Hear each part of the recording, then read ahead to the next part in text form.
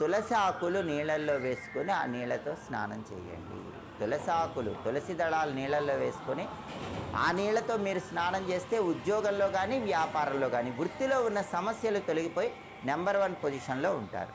అలాగే సంఘంలో పేరు ప్రతిష్టలు, గౌరవ మర్యాదలు లభించాలంటే, రాజకీయాల్లో చక్రం తిప్పాలంటే, సాంఘికంగా అత్యున్నత స్థాయికి ఎదగాలంటే తమలపాకు ఒకటి నీళ్ళల్లో వేసుకొని రోజు తమలపాకు వేసిన నీళ్ళతో స్నానం చేయండి.